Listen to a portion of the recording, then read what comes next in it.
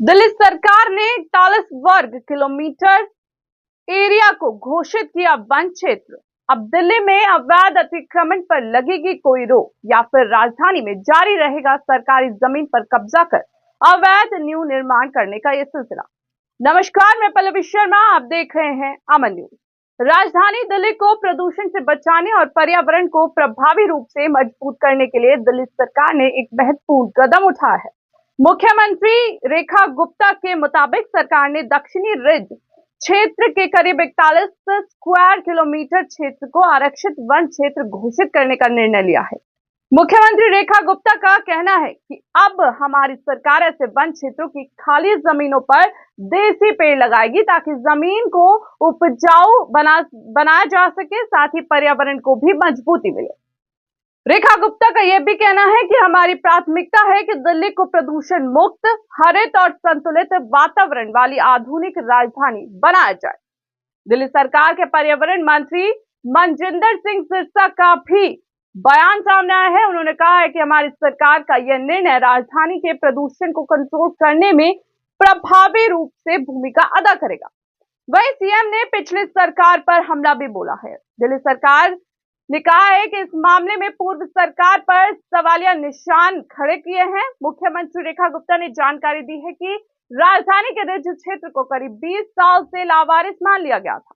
पूर्व सरकारों ने इस क्षेत्र को संरक्षित करने के लिए ना कोई पहल की और ना ही कोई कदम उठाया गया। इसका परिणाम यह हुआ कि कई रिज क्षेत्र में अतिक्रमण भी हो गया और साथ ही वहां की हरियाली भी प्रभावित होने लगी, जिससे अमन न्यूज ने भी समय समय पर खबर के माध्यम से सरकार, पुलिस, प्रशासन को अवगत कराया है, लेकिन उसके बाद भी संबंधित विभागों द्वारा कोई कार्रवाई न होने की वजह से यहां पर अतिक्रमण और अवैध निर्माण की रोकथाम नहीं हुई, बल्कि यह बढ़ता गया और राजधानी में अब भी बड़े पैमाने पर जगह जगह पर अतिक्रमण कर भूमाफियाओं द्वारा अवैध न्यू निर्माण लगातार जारी है।